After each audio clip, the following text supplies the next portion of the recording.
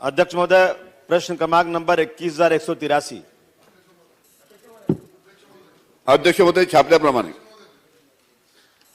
अध्यक्ष महोदय, मंत्री जी का जवाब आ गया है, मैं उससे सेटिस्फाई हूं, लेकिन मैं मंत्री जी से एडिशनल पूछना चाहता हूं कि जो कारखाने में बनाया गया 132 किलो का ड्रग्स था, उसमें से 112 किलो ड्रग्स बेचा गया।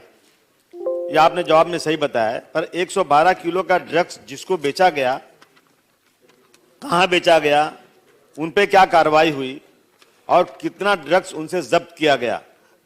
अध्यक्ष महोदय, मेरा दूसरा सवाल एक है कि मैफेड्रॉन, वैसे ही दूसरा है Corex syrup, Iodex, sleeping pills, in चीजों का इस्तेमाल भी नशे के लिए बहुत जोर शोर में किया जा रहा है। क्या मैफेड्रॉन की तरह से सख्त कार्रवाई इन ड्रग्स पर भी करने का प्रोविजन है या नहीं? अध्यक्ष महोदय, या ठिकाणी जवळजवळ रांजणगाव MIDC मध्ये शिरूर तालुका जिल्हा पुणे या ठिकाणी 132 किलो ड्रग पकडण्यात आलं। त्याच्यामध्ये 20 किलो जप्त केलं आणि 120 किलो कुठे विकलं त्याची संपूर्ण चौकशी चालू आहे। याच्यामध्ये 22 आरोपींना अटक करण्यात आलेली आहे। याच्यामध्ये एक नायजेरियन आहे, एक दुसरा अतिशय महत्त्वाचा आरोपी म्हणजे राकेश खानवेडकर, जो ममता कुलकर्णीच्या केसमध्ये साक्षीदार होता, त्याला सुद्धा अटक करण्यात आलेली आहे। तिसरा तुषार काळे, असे 22 लोकांना अरेस्ट करण्यात आलेला आहे आणि याची जवळजवळ संपूर्ण कारवाई याच्यामध्ये चालू आहे। याच्यामध्ये सन्माननीय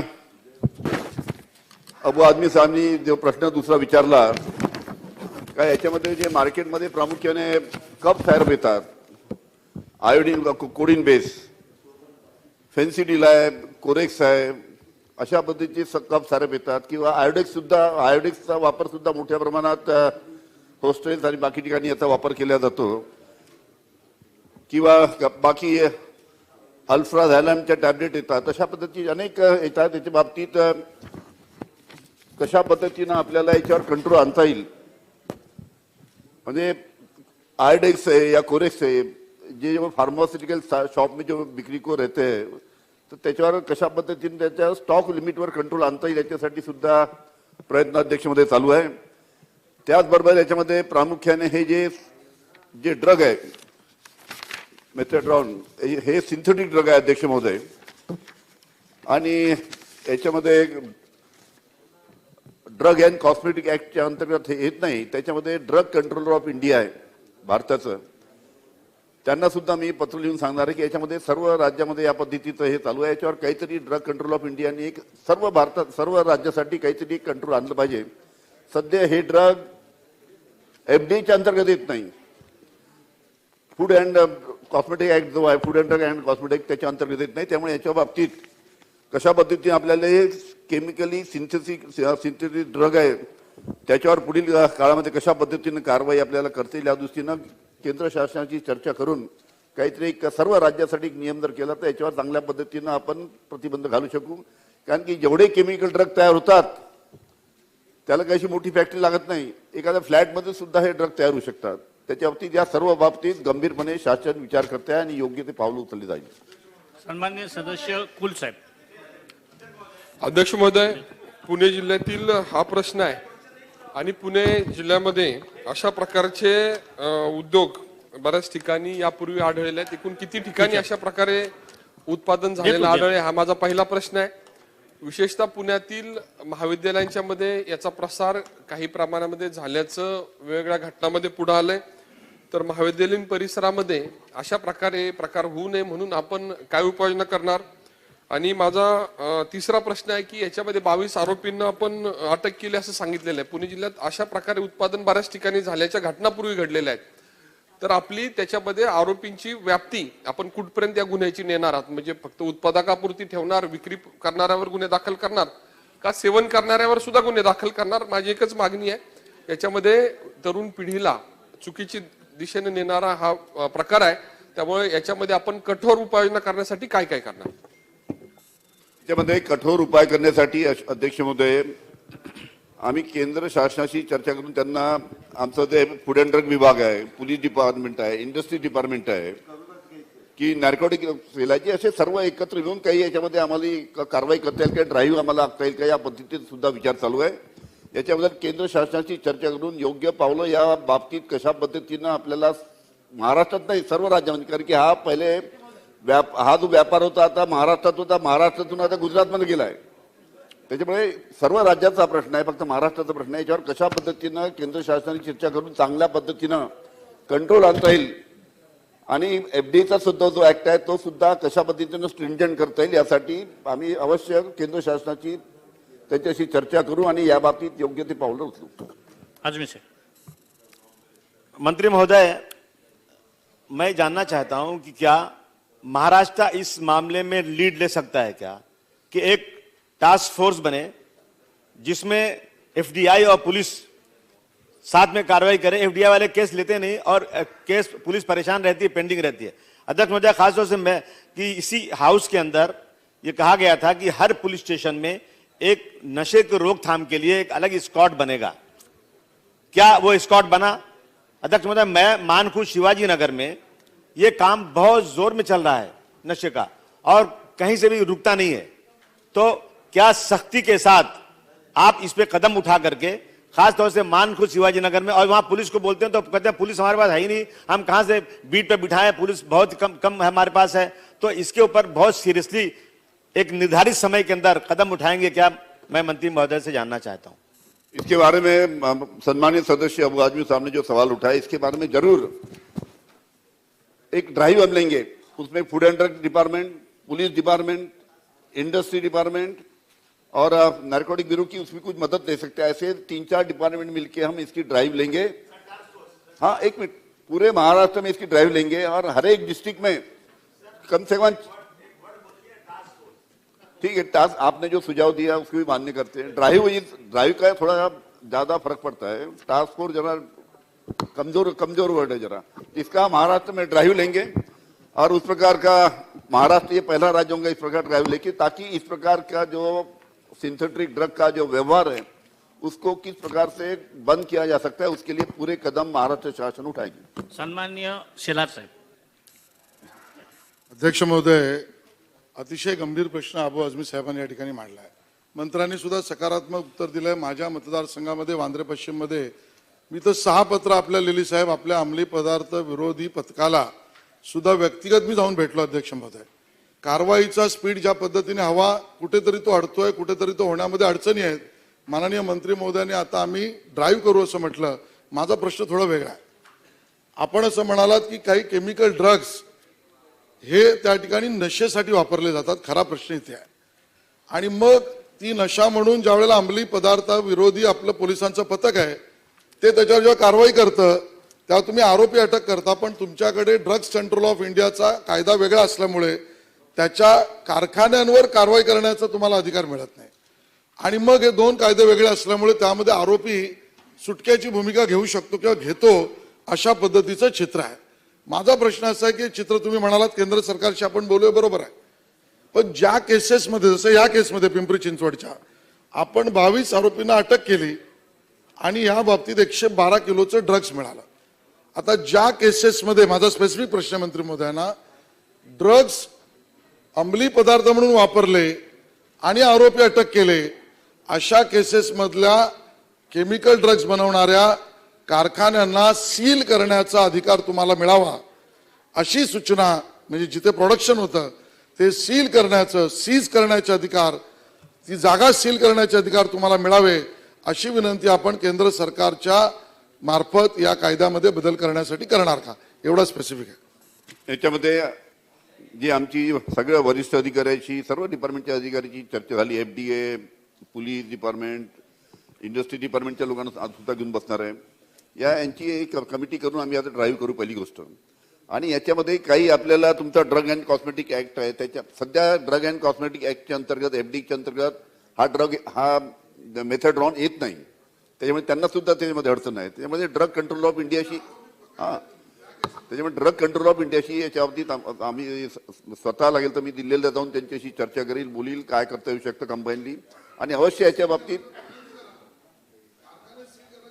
आणि त्याचबरोबर हे आपल्याला सांगतो, हे सिंथेटिक ड्रगचे कारखाने तुमच्या एखाद्या 1000 स्क्वेअर फूटच्या फ्लॅटमध्ये सुद्धा तो कारखाना चालू शकतो.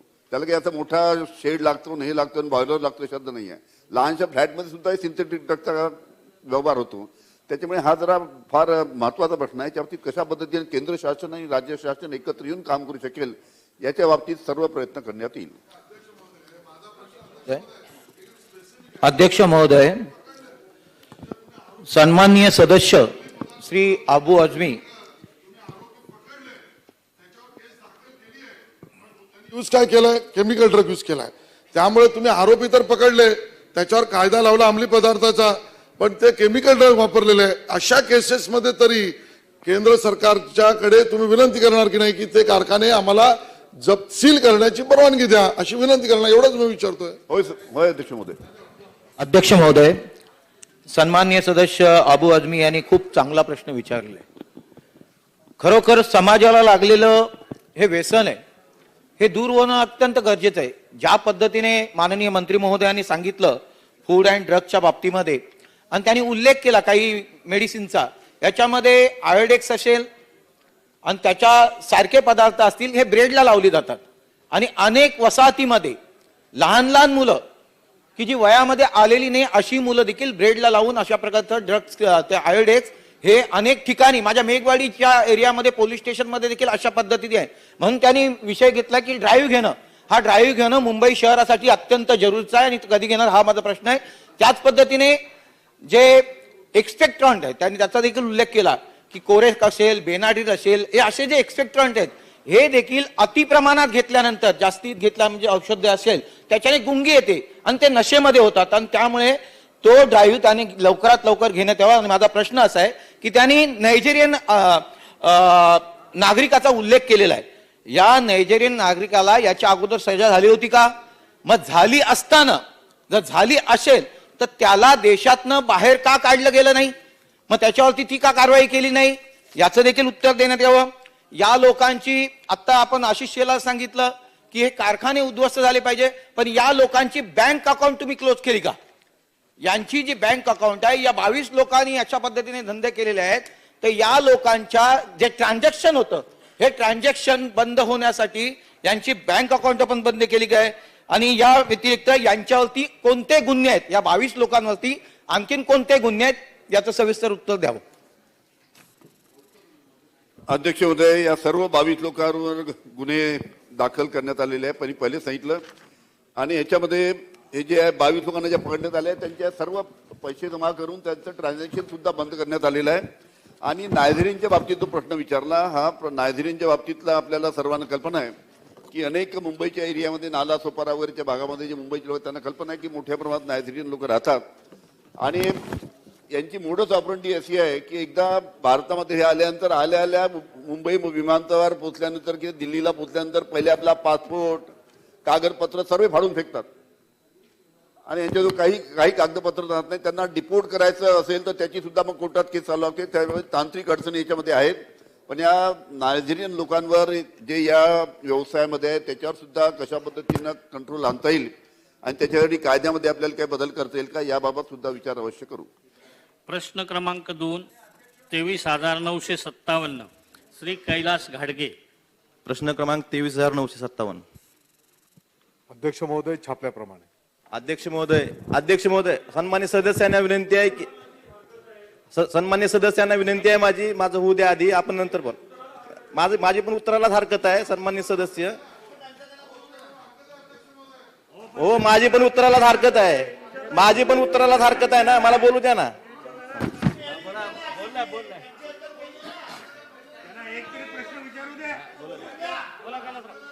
हरकत आहे म्हणायचं. अध्यक्ष महोदय, धाराशिव जिल्ह्यातील शेतकऱ्यांनी जवळपास 5,18,000 हेक्टर क्षेत्रावर शेतकरी हिस्सा, राज्य सरकार हिस्सा आणि केंद्र सरकारचा हिस्सा मिळून जवळपास 639 कोटी रुपये विमा हप्ता भरला. ऑक्टोबर 20 मध्ये आपल्या सर्वांना माहितच आहे की धाराशिव जिल्ह्यात अतिवृष्टी मोठ्या प्रमाणात झाली. काढणी पश्चात सोयाबीन हे मुख्य पीक आहे, याचं खूप मोठ्या प्रमाणात नुकसान झालं. आणि त्यात ज्यांनी पूर्वसूचना दिली कंपनीला, अशा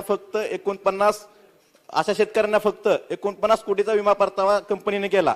639 कोटी रुपये हप्ता घेतला आणि फक्त 49 कोटी रुपये शेतकऱ्यांना परतावा केला. अध्यक्ष महोदय, जवळपास 590 कोटी रुपये कंपनीनं, या खाजगी कंपनीनं, खाजगी विमा कंपनीनं ह्यात प्रश्न विचारा. अध्यक्ष महोदय, उत्तरात सन्माननीय कृषी मंत्र्यांनी जे सांगितलेलं आहे की योजनेच्या मार्गदर्शक सूचनेनुसार 72 तासाच्या आत विमा कंपनीला कळवणं बंधनकारक आहे. अध्यक्ष महोदय, 20 जून 2020चा एक शासन निर्णय आहे. त्याच मार्गदर्शक सूचनेनुसार मी आपल्याला सांगतो की अनुसार सर्वप्रथम केंद्रीय टोल क्रमांकाला शेतकऱ्यांनी कळवायचंय. जर केंद्रीय टोल क्रमांक उपलब्ध नाही झाला, प्रश्न विचारा. ऐकायचं का अध्यक्ष महोदय? कृषी विभाग किंवा महसूल विभागाला कळवणं बंधनकारक आहे. तसं शेतकऱ्यांनी सन्मान्य सदस्यांना विनंती आहे, माझं पूर्ण होऊ द्या, नंतर आपण कृषी विभागाला आणि महसूल विभागाला कळवणं बंधनकारक आहे. अध्यक्ष महोदय, 3,61,000 क्षेत्रावर सोयाबीनचा पीक विमा भरण्यात आला होता. त्यापैकी कृषी विभाग व महसूल विभागाच्या पंचनाम्यानुसार 1,90,000 हेक्टर क्षेत्र सोयाबीनचं बाधित झालेलं आहे. आणि मार्गदर्शक सूचनेनुसार असं म्हणतं की काढणी पश्चात जोखीम जर 25% पेक्षा जास्त क्षेत्रावर झालेली असेल, बाधित क्षेत्र झालं असेल, तर सर्व शेतकरी ह्याला पात्र राहतील. परंतु कंपनी असं सांगते की शेतकऱ्यांनी वैयक्तिक तक्रार केली नाही. प्रश्न विचारा. माझं अध्यक्ष महोदय सभागृहाच्या माध्यमातून एवढंच विनंती आहे की कंपनीला जे त्यावेळेस लाईट नव्हती, बऱ्याच शेतकऱ्यांकडे अँड्रॉइड फोन नाहीत, वैयक्तिक तक्रारीची हात न लागता शासनानं त्या कंपनीला त्यांना सांगावं की सर्व पात्र शेतकरी आहे त्यांना सगळ्यांना नुकसान भरपाई द्यावी. देणार का? अध्यक्ष महोदय, सन्माननीय सदस्य महोदयांनी जो काही मुद्दा या ठिकाणी उपस्थित केला, ही वस्तुस्थिती आहे की जे काही नियम आहेत त्या नियमांप्रमाणे नुकसान झाल्याच्या नंतर 72 तासाच्या आत त्या ठिकाणी शेतकरी बांधवांनी त्या ठिकाणी कळवायचं असतं. परंतु आपण ते नियम जरी असला तरी त्याच्या पलीकडे जाऊन नंतरच्याही कालावधीमध्ये शेतकऱ्यांच्या सूचना आलेल्या असतील तर त्या ठिकाणी ग्राह्य धरलेल्या आहेत. आणि त्याच्यासोबतच विमा कंपन्यांना सर्वेक्षण पूर्ण जरी झालेलं नसेल तरी शासनाने जे काही सर्वेक्षण केलेलं आहे ते सर्वेक्षण ग्राह्य धरून त्या ठिकाणी शेतकरी बांधवांना मदत द्यावी अशी सूचना केलेली आहे. मी हरकत घेत होतो. प्रश्न जो आहे पहिला त्याला माझी हरकत आहे. मंत्री महोदय, पहिला प्रश्न काय, उस्मानाबाद जिल्ह्यात माहे ऑक्टोबर 2020 मध्ये व त्या दरम्यान झालेल्या अतिवृष्टीमुळे शेतकऱ्यांच्या खरीप पिकांचे मोठ्या प्रमाणात नुकसान झाले असल्याचे निदर्शनास आले आहे. हे खरे आहे का? याचं उत्तर मंत्री महोदय तुम्ही अंशतः खरे आहे म्हटलंय. म्हणजे काय असतं? महसूल विभाग जो आहे, महसूल विभागाने सांगितलं की 8 पैकी 4 तालुक्यामध्ये पैसेवारी 50च्या आत आहे. महसूल आणि कृषी विभागाने आपल्याला कळवलंय की 6 लाख हेक्टर बाधित क्षेत्र आहे. 4 लाख शेतकरी बाधित आहेत. प्रचंड प्रमाणामध्ये नुकसान झालंय असं म्हटलेलं असताना अंशतः खरं आहे काय उत्तर देता तुम्ही? हा माझा पहिला प्रश्न.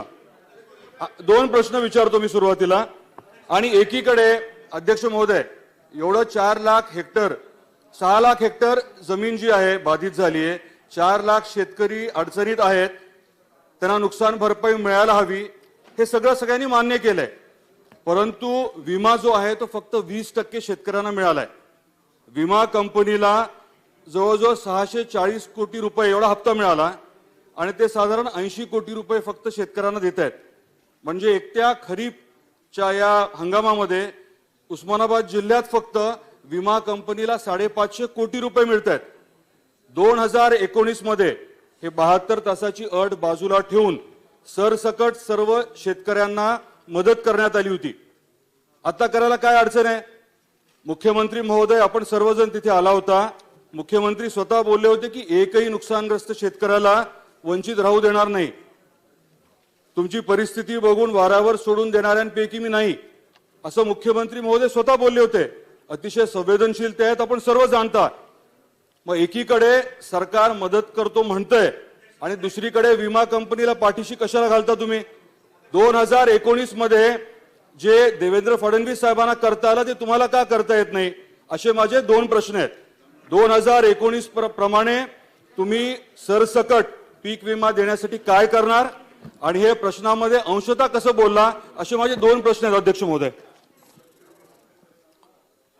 अध्यक्ष महोदय, उस्मानाबाद जिल्ह्याचा जिथपर्यंत प्रश्न आहे तर साधारणपणे 95,000 9,51,298 शेतकरी बांधवांनी त्या ठिकाणी सहभाग नोंदवलेला होता आणि सर्वसाधारणपणे 5,19,373 हेक्टर क्षेत्र त्या ठिकाणी विमा संरक्षित करण्यात आलेलं होतं आणि यासाठी साधारणतः शेतकऱ्यांनी त्यांचा विमा हप्ता 41.97 कोटी, राज्याचा हप्ता 323 कोटी आणि केंद्राचा हप्ता 274 कोटी आणि म्हणून अशी एकूण 604 कोटी रुपये त्या ठिकाणी एकूण विम्याची रक्कम आहे आणि नुकसान भरपाईच्या साठी साधारणतः 71,826 लाभार्थी शेतकरी बांधवांना सुमारे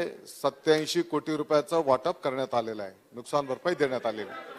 आणि आपला जो काही दुसरा मुद्दा होता की ज्या पद्धतीने 2019 मध्ये शासकीय पंचनामे केलेल्या शेतकरी बांधवांनाही विम्याचा लाभ देण्यात यावा, आता ही परिस्थितीमध्ये शासनाच्या वतीने सर्व विमा कंपन्यांना त्याच धर्तीवर ज्या पद्धतीने शासनाच्या अधिकाऱ्यांनी पंचनामे केलेले आहेत त्या क्षेत्राच्या साठी विम्याचा तुम्ही लाभ देण्यात यावा असं कळवण्यात आलेलं आहे.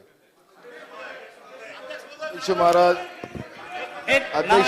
या प्रश्नामधला 5व्या नंबरचा जो प्रश्न आहे अध्यक्ष महाराज, त्या अध्यक्ष महाराज त्याच्यामध्ये 5व्या प्रश्नाला उत्तर देत असताना योजनेचे मार्गदर्शक सूचनेनुसार विमा संरक्षण घेतलेल्या शेतकऱ्यांनी बाधित क्षेत्राबाबत घटना घडल्यास 72 तासाच्या आत संबंधित विमा कंपनीस कळविणे आवश्यक आहे. अध्यक्ष महोदय, आज हे सगळं ऑनलाईन रिपोर्ट कळवायची आहे, नाही तर कंपनीच्या लोकांनी तिथे राहिलं पाहिजे. माझा स्पेसिफिक प्रश्न अध्यक्ष महोदय या ठिकाणी असा आहे, ह्या ज्या कंपन्या असतात हे फक्त ज्यावेळेस शेतकऱ्यांकडून विम्याचा जो हप्ता घ्यायचा असतो त्यावेळेस यांचे तिकडे कर्मचारी राहतात, पण ज्यावेळेस असे संकट येतात त्यावेळेस या विमा कंपनीचे कुठलेही कर्मचारी त्या भागात राहत नाही. हेच आपल्याला राज्यात पाहायला मिळतं. 72 तासामध्ये आपण रिपोर्ट द्यावा असं तुम्ही सांगताय.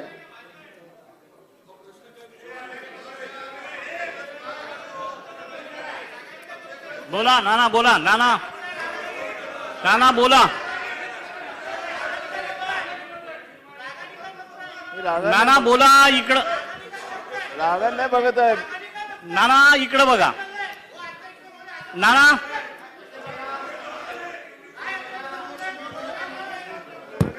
अध्यक्ष महाराज, 72 तासामध्ये जेव्हा रिपोर्ट देण्याचं आपल्याला लक्षात असेल अध्यक्ष महाराज की मोबाईलची रेंज पण नसते ग्रामीण भागामध्ये, काय याच्यामध्ये शेतकऱ्यांना आपण लाभच देऊ शकत नाही. आणि अशा या संकटाच्या काळामध्ये विमा कंपनीनं खऱ्या अर्थानं झालेल्या शेतीचं नुकसान जे काही नियम आपण तयार केलेले आहेत त्याच्यामध्ये यांना प्राप्त होतात, पण मुद्दामून या पद्धतीची अट टाकून विमा कंपनीला फायदा देण्याच्या दृष्टिकोनातून प्रयत्न होतो काय, हा माझा स्पेसिफिक प्रश्न आहे.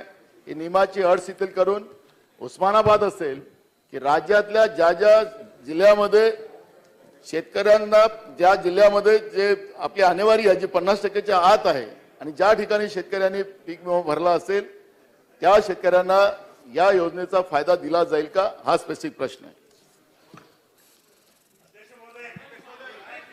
अध्यक्ष उत्तर देऊ महोदय, द्या दादा. 72 तासांची जरी नियमाप्रमाणे मुदत असली तरी त्यानंतरच्याही कालावधीमध्ये शेतकरी बांधवांकडनं आणि त्यातही कृषी विभागाच्या माध्यमातून ज्या शेतकरी बांधवांचं नुकसान झालंय तेही रिपोर्टिंग त्या ठिकाणी करण्यात आलेलं आहे. आणि मी आताच उत्तर देत असताना सांगितलं की पाठीमागच्या काळामध्ये ज्या पद्धतीने शासनाच्या माध्यमातून ज्या ठिकाणी नुकसान झालंय त्याचे जे पंचनामे करण्यात आलेले आहेत ते विमा कंपन्यांनी ग्राह्य धरावेत आणि त्यांनाही नुकसान भरपाई द्यावी असं लेखी पत्र सर्व विमा कंपन्यांना त्या ठिकाणी देण्यात आलेलं आहे. चौगुले साहेब, चौगुले साहेब. अध्यक्ष महोदय, प्रश्न त्यांनी विचारला आहे. अध्यक्ष महोदय, आता मला एकच विनंती करायची आहे मंत्री महोदयांना. पीक विमा कंपन्या गोळा करत असतात, जसे एजंट फिरतात, तर तालुक्याला किमान एक यांचं कायमस्वरूपी कार्यालय असावं एक. आणि आता मंत्री महोदयांनी उत्तरात सांगितलं की शासनानं ज्या पद्धतीनं हे सगळं नुकसान झालं म्हणून शासनाने मदत केली, त्या धर्तीवर पीक विमा कंपनी सुद्धा कळवण्यात आलेलं सांगितलं. किती दिवसात वंचित राहिलेल्या शेतकऱ्यांना ते पीक विम्याचे पैसे देणार, एवढा एकच प्रश्न माझा आहे. हे दोन प्रश्न. अध्यक्ष महोदय, 72 तासांची ही जी काही अट आहे, आपल्याला माहिती आहे की केंद्र शासनाच्या या संदर्भातल्या गाईडलाईन्स आहेत. प्रधानमंत्री पीक विमा योजना हे केंद्र शासनाच्या ज्या गाईडलाईन्स आहेत त्याच्यामध्ये 72 तासांची अट ही संपूर्ण देशाच्या साठी त्याने जे काही गाईडलाईन्स दिलेल्या आहेत त्याच्यामधली ती अट आहे. आणि म्हणून तरी पण आपल्या स्थानिक पातळीवरच्या महाराष्ट्र पातळीवर आपण त्या ठिकाणी आउट ऑफ वे जाऊन सूचना केलेल्या आहेत आणि जास्तीत जास्त शेतकरी बांधवांना त्याचा लाभ कसा देता येईल या संदर्भामध्ये मला या गोष्टीची स्पष्टपणे जाणीव आहे की हा अतिशय संवेदनशील विषय आहे. आणि म्हणून या संदर्भामध्ये मंत्रालय पातळीवर सुद्धा आम्ही एक मंत्री महोदयांची एक उपसमिती गठीत केलेली आहे. आणि या संदर्भामध्ये सध्याच्या प्राप्त परिस्थितीमध्ये सचिव पातळीवर, आयुक्त पातळीवर वारंवार मी स्वतः सुद्धा पीक विमा कंपन्यांच्या बैठका घेतलेल्या आहेत. शेतकरी बांधवांच्या आताच्या जे काही परिस्थिती आहे त्यामध्ये जास्तीत जास्त शेतकऱ्यांना त्याचा लाभ मिळाला पाहिजे या सूचना केलेल्या आहेत. आणि अध्यक्ष महोदय, मला वाटतं की या संदर्भात सविस्तर चर्चा विनिमय होऊन एक नवीन धोरण आम्ही त्या ठिकाणी आणायला घेतलेलं आहे. आणि उत्तर देऊ द्या.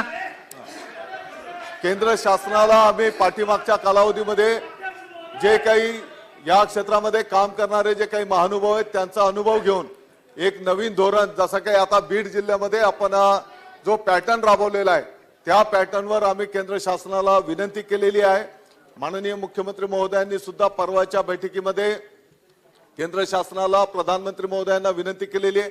त्यामध्ये साधारणपणे केंद्र शासनाच्या ज्या काही पीक विमा कंपन्या आहेत त्यांच्याकडे जबाबदाऱ्या सोपवा. जर नुकसान झालंय तर 110% पर्यंतचं नुकसान कंपन्यांनी स्वीकारावं, वरची जबाबदारी राज्य सरकार स्वीकारेल. आणि 20%च्या पेक्षा जास्ती नफा कंपन्यांना घेण्यात येऊ देऊ नये. त्याच्यापेक्षा जर कमी प्रीमियम शेतकऱ्यांना जर नुकसान भरपाई द्यावी लागली तर ती रक्कम राज्य शासनाकडे वळती करावी. म्हणजे नुकसानीची जबाबदारी राज्य सरकार आणि जर त्याच्यामध्ये सेव्हिंग झालं तर तेही जबाबदारी राज्य सरकार. अशा प्रकारचं धोरण त्या ठिकाणी मध्य प्रदेश सरकारने पण राबवलेलं आहे आपल्या बीड जिल्ह्याच्या पद्धतीवर. आणि म्हणून या संदर्भामध्ये मी स्वतः केंद्रीय कृषी मंत्री महोदयांना विनंती प्रत्यक्ष जाऊन केलेली आहे. त्यांनी सुद्धा त्याला सकारात्मकता दाखवलेली आहे. मला वाटतं की येणाऱ्या कालावधीमध्ये यावर आपल्याला मार्गक्रमण करावं लागेल. अध्यक्ष महोदय, विषय एक मिनिट. थोडक्यात. अध्यक्ष महोदय, विषय एकदम सोपा आहे. या विमा कंपनीला 550 कोटीचा नफा होतोय. 2019 मध्ये अशीच परिस्थिती असताना 2019 मध्ये अशीच परिस्थिती असताना सरसकट पीक विमा दिला गेला.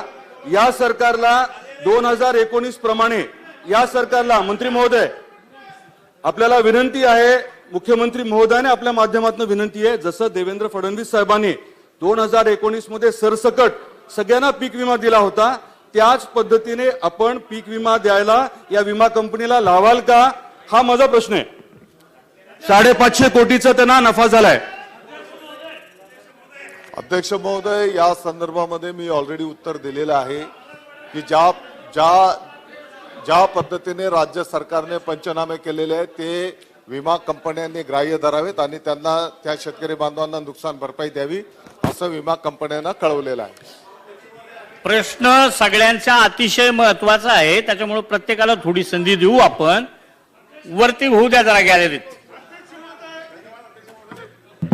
धन्यवाद अध्यक्ष महोदय. हा प्रश्न अतिशय महत्वाचा आहे. माझे 2 स्पेसिफिक प्रश्न आहे मंत्री महोदयाला की याच्यामध्ये हा सर्व आमदारांचा प्रश्न असल्यामुळे याच्यामध्ये ग्रामीण आमदारांची एक समिती गट आपण स्थापन करणार का? याच्यामुळे ग्रामीण भागातले जे अडचणी आहे याच्यामध्ये समोर येतील, याचे आमदार गटाची स्थापना करणार का? दुसरा विषय असा आहे की ज्या बँकेनी म्हणजे पैसे जमा केले पण ते कंपनीकडे वळते केले नाही किंवा शेतकऱ्यांच्या विमाच काढला नाही, वर्धा जिल्ह्यामध्ये अनेक हजारो शेतकऱ्यांचा विमा काढला गेला नाही, ती बँकेने चूक कबूल केली, अशा बँकेवरती कारवाई करणार का? हे माझे 2 प्रश्न आहेत. अध्यक्ष महोदय, सन्माननीय आमदार महोदयांनी जी सूचना केलेली आहे पीक विम्याच्या संदर्भामध्ये सभागृहाच्या सर्व सन्माननीय महोदयांना ज्या काही सूचना करायच्या असतील त्या सर्व सूचनांचं स्वागत आहे. सभागृहाच्या बाहेरही कोणाला जर काही सूचना या संदर्भातल्या करायच्या असतील त्यांचंही स्वागत आहे. या संदर्भामध्ये आपले जे काही सूचना असतील तर आपण द्या, त्याचा निश्चितपणे सकारात्मक विचार केला जाईल. आणि ज्या बँकेने पैसे शेतकऱ्यांकडनं जमा केले परंतु पीक विमा कंपनीकडे जमा केला नाही त्याचं चौकशी करून कारवाई केली जाईल. गिरीश भाऊ, अध्यक्ष महोदय, 2 मिनिटं देऊ आपण. अध्यक्ष महोदय, आपण जर ही प्रश्नपत्रिका बघितली तर यात 8 प्रश्नातले 4 प्रश्न विम्याच्या संदर्भातले आहे. मग तो खरीपातला आहे, कुठे केळी संदर्भातला आहे, फळबागाच्या संदर्भातला आहे. आणि म्हणून माझा पहिला प्रश्न मंत्री महोदयांना आपल्या माध्यमातून हा आहे की ही जी पीक विमा योजना आहे ही नेमकी कुणासाठी आहे? ही शेतकऱ्यांसाठी आहे का विमा कंपन्यांचे खिसे भरण्यासाठी आहे? म्हणजे या योजनेच्या माध्यमातून आपण यावर्षी जे निकष लावलेले आहेत तर शेतकऱ्यांना अजिबात फायदा नाही. सन्मान्य सदस्य म्हणतात की 600 कोटी रुपये त्या विमा कंपन्यांना फायदा होतोय आणि खरं आहे. आज केळी उत्पादक शेतकऱ्यांच्या बाबतीमध्ये गुलाब आपण या ठिकाणी बसलेला आहात, कुणाला फायदा होतोय? या संदर्भामध्ये विमा कंपन्यांनी यावर्षी असे निकष लावलेले आहेत की पुढचे 50 वर्ष सुद्धा एकाही केळी उत्पादक किंवा फळउत्पादक शेतकऱ्याला त्याचा 1 रुपया सुद्धा लाभ मिळणार नाही, विम्याची रक्कम त्याला मिळणार नाही. आज लोक विम्याचे पैसे भरतायत पण ते सगळे विमा कंपन्यांच्या खिशावर जात आहेत. मग शेतकऱ्यांना काय फायदा याचा? कशासाठी या योजना करतायत? आणि पुढच्या 3 वर्षासाठी आता आपण टेंडर जे दिलेलं आहे त्या टेंडरच्या माध्यमातून एकाही शेतकऱ्याला दादा याच्यातून 1 रुपया सुद्धा मिळणार नाही. हे आपल्यालाही मान्य आहे, हे आपल्यालाही माहित आहे.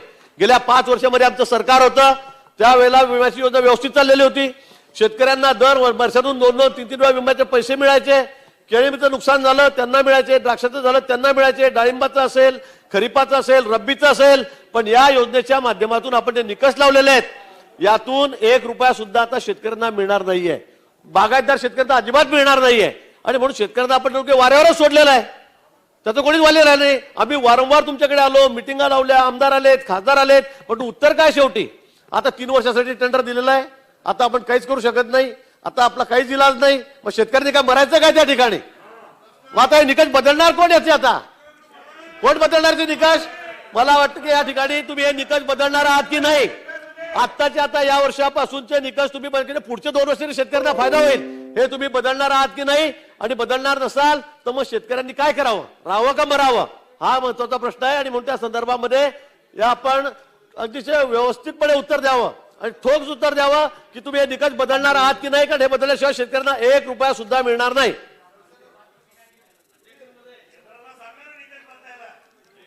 अध्यक्ष महोदय,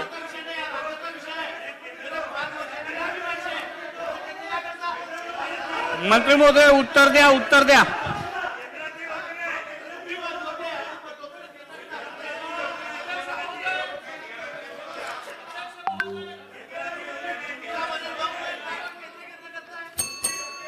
अध्यक्ष महोदय, अध्यक्ष महोदय, आता गिरीशजी 1 मिनिट. बसून कोणीतरी टक्केवारी हा शब्द उच्चारला, बरोबर म्हणणाऱ्याला पण मी सांगू इच्छितो अध्यक्ष महोदय, नाही असं नाही. बसून बोलू नका. अध्यक्ष महोदय, हा राजकारणाचा भाग नाही. अध्यक्ष महोदय, 2 मिनिट. अध्यक्ष महोदय, ही प्रधानमंत्री पीक विमा योजना ही केंद्र शासनाच्या गाईडलाईन्स प्रमाणे राबवली जाते. राजकारणाच्या पलीकडची गोष्ट मी सांगतो. राजकारण जर करायचं म्हटलं तर सन्माननीय विरोधी पक्ष नेते त्या काळी इकडे मुख्यमंत्री महोदय होते, त्यांनी केलेलं भाषण पण मी आणलेलं आहे. विषय तो नाही.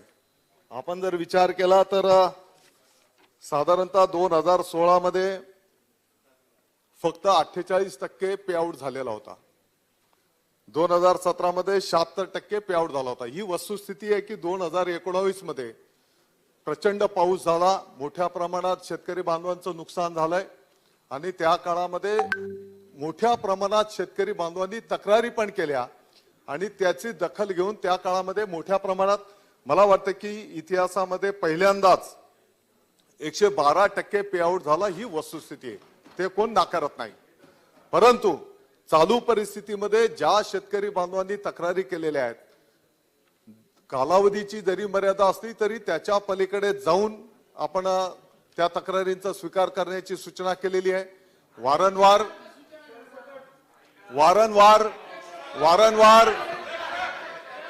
बातकर साहेब, तुम्हाला शेतीतला आणि पीक विम्यातलं जास्ती कळत नाही, जरा खाली बसा.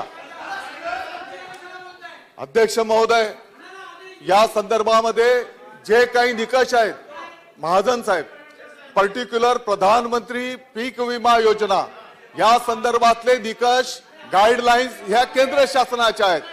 त्याच्यामध्ये राज्य सरकारने कुठलेही बदल केलेले नाहीत. कुठल्याही बदल राज्य सरकारने त्यामध्ये केलेला नाही. परंतु आपल्या सर्वांच्या ज्या भावना आहेत त्या भावना आपल्या सर्वांच्या ज्या भावना आहेत की हा जो काही पीक विमा योजना आहे ही शेतकरी बांधवांच्या हितासाठी आहे की कंपन्यांच्यासाठी आहे. मला वाटतं की एक शेतकऱ्याचा मुलगा म्हणून या नात्याने मी पण त्या मताशी सहमत आहे आणि म्हणून या सर्व गोष्टींचा एक साधक बाधक विचार करून या संदर्भामध्ये एक समिती नेमण्यात आली. आपण जो या ठिकाणी उल्लेख केला, केंद्र सरकारने पण विम्याच्या संदर्भामध्ये काही नवीन धोरण आणलं. त्याने आता या 3 वर्षाच्या साठी नियम केंद्र सरकारने केला. शेतकरी बांधवांच्या तुम्हाला आदेश देतो, तुम्ही या संदर्भामध्ये ही पीक विमा योजना ही ऐच्छिक केली आणि त्याच्या सोबतच जर त्याचा प्रीमियम दादा 30% पुढे गेला तर केंद्र सरकारने आपली जबाबदारी फक्त 12.5% मर्यादित केली. आणि म्हणून या तुम्ही ऐका ना, महाजन साहेब, मी तुम्हाला माहिती देतोय प्रधानमंत्री पीक विमा योजनेच्या संदर्भातली. हा मुद्दा तुम्ही लक्षात घ्या. आणि म्हणून या संदर्भामध्ये एक साधक बाधक चर्चा करून आताच्या घडीला बीडला जे काही आपली केंद्र शासनाचीच पीक विमा कंपनी आहे AIC, तिकडे कोण येत नव्हतं तर त्यांना आम्ही विनंती केली. त्यांनी त्या ठिकाणी सहभाग नोंदवलेला आहे आणि केंद्र सरकारने पण आता काही आता केळीच्या संदर्भात आता तुम्ही जो विषय घेताय तो फळपीक विम्याचा विषय आहे आणि त्या संदर्भामध्ये आपण जे सारखं जे वारंवार तुम्ही पाठपुरावा करत होते, बैठका घेतल्या, त्याच्यामध्ये 30% पेक्षा जर त्याचा प्रीमियम जास्त केला दादा तर केंद्र सरकारने सांगितलं की 12.5% पुढे आम्ही जबाबदारी स्वीकारणार नाही. ती राज्य सरकारने स्वीकारावी. आणि म्हणून केंद्र शासनाच्या आदेशानुसार त्याचे जे काही ट्रिगर होते, तुमचा मुद्दा बरोबर आहे, काही ट्रिगर मध्ये त्या ठिकाणी बदल करण्यात आले, ते हार्ड झाले. ही वस्तुस्थिती आहे, नाकारत नाही. आणि ते निकष बदलण्याच्या साठी आम्ही केंद्र सरकारकडे वारंवार पाठपुरावा केला, 4 वेळेस पाठपुरावा केला. केंद्र सरकारने त्याला मंजुरी दिलेली नाही. परंतु पीक विम्याच्या संदर्भामध्ये अध्यक्ष महोदय, आम्ही त्या ठिकाणी एक चांगलं मॉडेल केंद्राच्या सरकारी कंपन्यांनी त्यामध्ये सहभागी व्हावं. नफा जर झाला 100 जो काही विमा आपण भरलेला असेल, समजा 1,000 कोटीचा आपला विमा टोटल रक्कम झाली, त्याच्यामध्ये जर 1100 कोटी रुपये द्यावे लागले तर कंपनी देईल. 1100 कोटीच्या पुढचं जर नुकसान शेतकऱ्यांना द्यावं लागेल तर ते राज्य सरकार देईल. अरे ऐक ना बाबा, त्याच्या सोबतच उद्याच्याला जर 500 कोटी रुपयापर्यंतचीच मदत द्यावी लागली तर कंपन्याने 200 कोटी ठेवावे आणि 300 कोटी राज्य सरकारला करावे. याच धर्तीवर बीड मध्ये आता आपण पीक विमा केलेला आहे आणि मध्य प्रदेश राज्याने सुद्धा संपूर्ण राज्याच्या साठी हेच धोरण स्वीकारलेलं आहे. आणि मी स्वतः केंद्रीय मंत्री महोदयांना या संदर्भामध्ये विनंती करण्याच्यासाठी मागच्या 15 दिवसापूर्वी जाऊन आलो. त्यांना सर्व विषय ब्रीफ केलेला आहे. केंद्रीय सचिवांनाही हा विषय ब्रीफ केलेला आहे. मला वाटतं की त्यांनी मला आम्हाला असं सूचना केली की कॅबिनेटवर आम्ही हा विषय नेऊ. माननीय मुख्यमंत्री महोदयांनी सुद्धा या संदर्भामध्ये प्रधानमंत्री महोदयांच्या समोर हे धोरण आणण्याच्या संदर्भात विनंती केलेली आहे. खाली बसून जरी कोण बोललेलं असेल की टक्केवारी हो, मी या सभागृहामध्ये जाहीरपणे सांगतो, जरी राजकारणामध्ये जरी असेल, छत्रपती शिवाजी महाराजांची शिकवण आहे, शेतकऱ्याच्या पिकाच्या देठाला सुद्धा हात लागता कामा नये. ऐकून घ्या गिरीजी महाजन साहेब, ऐकून घ्या. मला नम्रतेने सांगायचं विचार करायचं काम नाही. आणि भाटकर साहेब, त्या ताईला बोल द्या बरं. ताईला बोलू द्या. महोदय, मंत्री महोदय केवळ गोलमोल उत्तर देताय. समिती स्थापन करू, बीडच्या धर्तीवर देऊ, हे वेळखाऊ धोरण मंत्री महोदय अवलंबत आहे. माझा स्पेसिफिक प्रश्न आहे की मंत्री महोदय, ज्या आमचे नेते आपले मुख्यमंत्री देवेंद्रजी फडणवीस साहेब असताना जे धोरण अवलंबून त्यांनी महाराष्ट्रातील सर्व विमा ज्यांनी भरला त्या सर्व शेतकऱ्यांना त्यांनी फायदा मिळवून दिला, भरला नव्हता त्यांना सुद्धा त्यांनी ह्या नुकसान भरपाईची मदत देण्यात आली. कंपनीला भाग पडलं की सर्व शेतकऱ्यांना विमा मिळावा, त्या पद्धतीने हे. आणि त्यावेळेस शिवसैनिकांनी विमा कंपन्यांवरती विमा कंपनीचे ऑफिसेस कार्यालय तोडले. आता हे शिवसैनिक का शांत बसलेले आहेत? हे केवळ शेतकऱ्यांच्या बाबतीत उदासीन आहेत का? आणि स्पेसिफिक प्रश्न आहे की या कंपन्यांना आपण निर्णय घ्यायला भाग पाडणार आहात की नाही, आदेश देणार आहात की नाही, सर्व निकष बाजूला ठेवून. कारण की बोला.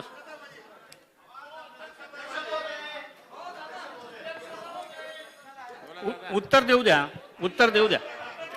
अध्यक्ष महोदय, सन्माननीय आमदार महोदयांनी जी सूचना केली, ज्यांनी पीक विमा भरलेला नाही त्यांना पीक विम्याचं नुकसान भरपाई. ताई, उद्याच्याला तुम्ही फडणवीस साहेबांचा जो उल्लेख केला असं चुकीचं बोलू नका, चुकीचं रेकॉर्डवर येऊ नका, असं देता येत नाही. ज्या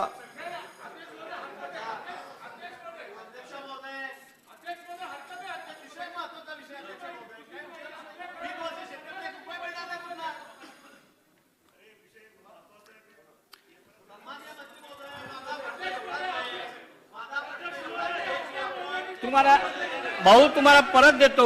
दादा बोलणार आहेत, तुम्ही उत्तर द्या. दादा बोलतील.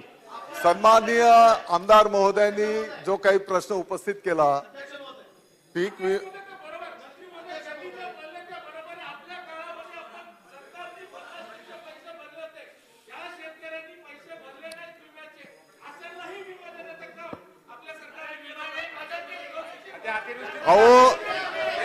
मंत्री महोदय, अध्यक्ष महोदय, एनडीआरएफच्या धर्तीवर नुकसान झालेल्या शेतकऱ्यांना मदत तर आपण देतच असतो.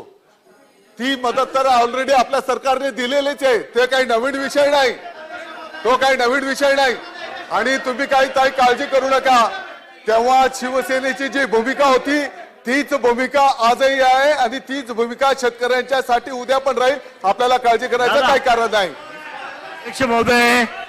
अध्यक्ष महोदय, या ठिकाणी मंत्री महोदयांनी सांगितलेलं आहे बोलू द्या ना की शासनाच्या वतीनं जे पंचनामे झालेले आहेत ते गृहीत धरून आम्ही विमा कंपनीला नुकसान भरपाई देण्यासाठी पत्र लिहिलेलं आहे. मंत्री महोदयांना मला विनंती करायची आहे की फक्त विमा कंपनीला पत्र देऊन हे भागणार नाही, तर सर्व जिल्हाधिकाऱ्यांना याच्या बाबतीत आपण सूचना देणार का, हा माझा स्पेसिफिक प्रश्न आहे. अध्यक्ष महोदय, या संदर्भातल्या सर्व राज्यातील जिल्हाधिकाऱ्यांना, जिल्हा कृषी अधिकाऱ्यांना ऑलरेडी यापूर्वी सूचना देण्यात आलेल्या आहेत. देतो तुम्हाला. दादा बोला. आहे अजून वेळ, बोला. 2 मिनिटं राहिल्यास सर. बोला. माननीय अध्यक्ष महोदय, बरं झालं की सभागृहामध्ये माननीय मुख्यमंत्री महोदय आणि उपमुख्यमंत्री महोदय दोघेही आहेत. सर्वसाधारण माणसाला, माझ्यासारख्या सामान्य शेतकऱ्याला कळणारा हिशोब असा आहे की प्रीमियम मधला 2.5 रुपये, 10 रुपयातला 2.5 रुपये शेतकरी भरतो आणि उरलेले 7.5 रुपये जे आहेत ते निम्मे राज्य आणि केंद्र भरतं. 2.5 रुपये फक्त शेतकरी भरतो. या सगळ्या विषयामध्ये विमा कंपन्यांना टर्म्स आपण ठरवू शकतो. हे काय म्हणतात केंद्र केंद्र केंद्र म्हणून वारंवार अशा मागच्या सरकारमध्ये विषय आला की आपल्याला आपल्या 2 गोष्टींसाठी राज्याची स्वतःची कंपनी केली पाहिजे. एक महात्मा ज्योतिबा फुले की ज्यात सुद्धा खूप लूट होते आणि या पीक विमा देणाऱ्या कंपन्या. माझा नेमका प्रश्न असा आहे की जर अशा तऱ्हेने विमा कंपन्या लूट करत असतील आणि मग आपण सरकारमध्ये असून सुद्धा त्या कंपन्यांची ऑफिसेस तोडत असू तर आपण आपली एक विमा कंपनी फॉर्म करून शेतकऱ्यांना ज्या आवश्यक आहे त्या टर्म्स लावणार का? अध्यक्ष महोदय, माझी विनंती आहे, वेळ जरी संपत असेल तरी उत्तर देण्यासाठी वेळ वाढू द्या. पहिला मुद्दा माननीय दादांनी जो प्रश्न उत्तर देऊ नको का माननीय दादांनी जो मुद्दा उपस्थित केला याच संदर्भामध्ये केंद्र शासनाला आम्ही प्रस्ताव दिलेला आहे. केंद्र शासनाची ऑलरेडी कंपनी आहे आणि त्याच कंपनीने त्या ठिकाणी सहभाग घ्यावा अशी विनंती केलेली आहे. प्रश्न उत्तराचा तास संपला. शोक प्रस्ताव